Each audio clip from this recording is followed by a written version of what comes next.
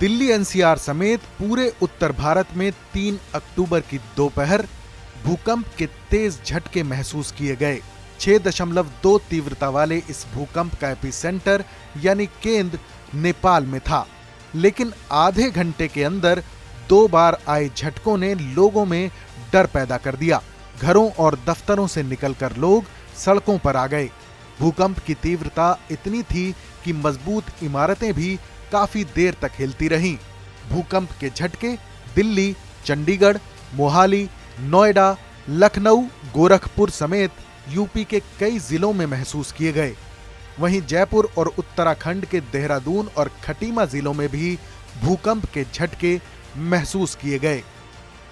National centre for seismology की दी हुई जानकारी के मुताबिक भूकंप का केंद्र नेपाल के कांडा के पास था।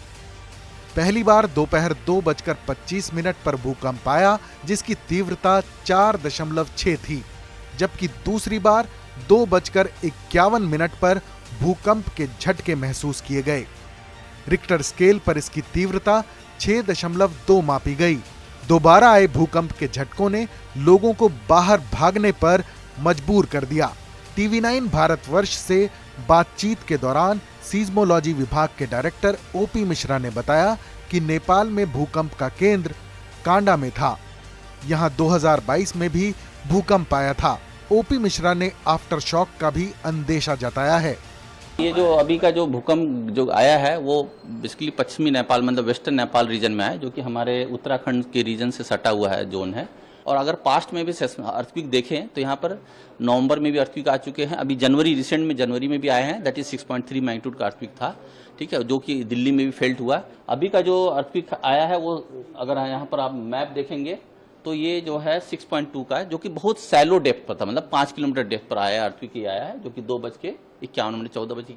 इस अर्थक्वेक की इंटेंसिटी अगर देखा जाए तो 6 था, जो कि हम लोग ने इमीडिएटली अर्थक्वेक जैसे डिसमिनेट किया उसका 6। और दिल्ली में अगर आप देखें तो ये स्लाइटली फेल्ट था, मतलब 3 की मैग्नीट्यूड थी दिल्ली रीजन को जो कवर करता है। भूकंप विभाग का कहना है कि दूसरी बार में डेप्थ कम रही, वरना इससे बड़ा नुकसान हो सकता था। झटके 45 मिनट तक महसूस किए गए। पहले भूकंप में तीव्रता 4.6 रही और गहराई 10 किलोमीटर थी। 25 सेकंड बाद 6.2 तीव्रता रही और डेप्थ 5 किलोमीटर रही। ऐसा देखने में आया है कि पिछले कुछ समय से भूकंप के झटके लगातार महसूस हो रहे हैं। हालांकि तीव्रता इतनी ज्यादा नहीं रही। हाल ही में मोरक्को में भयंकर भूकंप आया था, जिसमें 3000 से ज्यादा लोगों की मौत हुई थी। उससे पहले तुर्की और सीरिया में 6 फरवरी को जोरदार भूकंप आया था, जिसमें 60,000 के करीब लोगों की मौत हो गई। तुर्की में भूकंप की भविष्यवाणी की गई थी। जिस वैज्ञानिक ने उस भूकंप की भविष्यवाणी की थी, हाल ही में उसने पाकिस्तान में भी खतरनाक भूकंप आने का दावा किया है। डच वैज्ञानिक हुगर बीट्स ने पाकिस्तान में भूकंप की भविष्यवाणी की है।